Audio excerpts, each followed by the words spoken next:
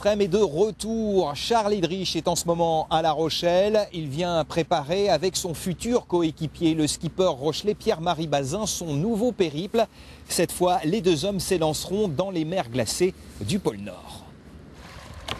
Pierre-Marie et Charles sont dans un bateau. Une histoire pas drôle, mais qui risque bien d'être passionnante. Les deux bonhommes se connaissent bien et ont d'ailleurs déjà souvent navigué ensemble. Mais là, ils ont décidé de s'offrir le fameux passage du Nord-Ouest à la rame. Et comme d'habitude, Charles a tout prévu, ou presque. Le passage du Nord-Ouest, il est de moins en moins gelé. Mais ceci dit, il suffit de tomber sur une année très froide et ça va être plus ou moins compliqué.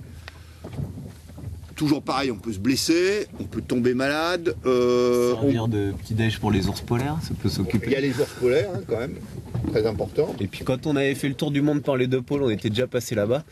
Et j'avais dit en 2010, j'ai dit ouais, je retournerai là-bas, c'est vraiment super quoi. Ouais, sauf que là, physiquement, c'est pas la même. Ah bah là, il va falloir ramer un peu, mais bon, 8 heures de boulot par jour, hein, c'est comme quand tu vas au travail. Hein.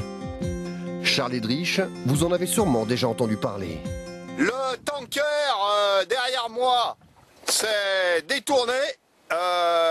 Il était persuadé que j'étais en détresse. En décembre dernier, après 146 jours de mer, il bouclait une double traversée de l'Atlantique à la rame et en solitaire, de Saint-Pierre-et-Miquelon à la Martinique en passant par les Canaries. 6 mois après, il remet donc ça. C'est reparti pour 3 mois de mer. Il va falloir tracter le bateau sur la glace, croiser les doigts et ramer, encore ramer. C'est le paradis. Il y a un vrai matelas, lui il n'avait pas pris de matelas la dernière fois.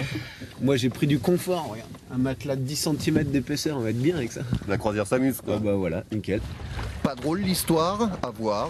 Départ de l'Alaska le 15 juin prochain pour une petite balade de 5000 km. Et puis, à vos appareils photo, si vous habitez Étré et si le